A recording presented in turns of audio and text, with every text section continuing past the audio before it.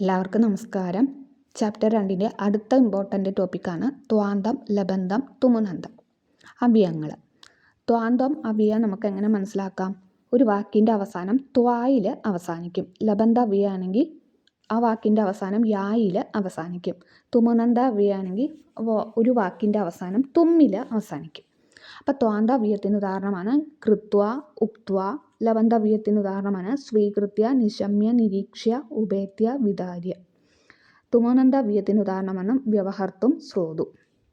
അപ്പോൾ ഇത്രയേ ഉള്ളൂ ഈ ഇമ്പോർട്ടൻ്റ് ടോപ്പിക്ക്. അപ്പോൾ നന്നായി പഠിക്കുക, ലൈക്ക് ചെയ്യുക, ഷെയർ ചെയ്യുക, കമൻറ്റ് ചെയ്യുക. ജനുവരി 2 തൊട്ട് സാൻസ്ക്രിറ്റിന് വേണ്ടിയുള്ള ഓൺലൈൻ ട്യൂഷൻ സ്റ്റാർട്ട് ചെയ്തിട്ടുണ്ട്. ഗൂഗിൾ മീറ്റ് വഴിയാണ് ക്ലാസ് നൽകുന്നത്. കേരള സിലബസിലുള്ള സ്റ്റാൻഡേർഡ് 5 തൊട്ട് 10 വരെയുള്ള കുട്ടികൾക്കാണ് ക്ലാസ് യൂസ്ഫുൾ ആവാം. ജോയിൻ ചെയ്യാൻ ആഗ്രഹിക്കുന്നവർ 9846770380 ഈ നമ്പറിൽ കോൺടാക്റ്റ് ചെയ്യാവുന്നതാണ്. Okay, thank you.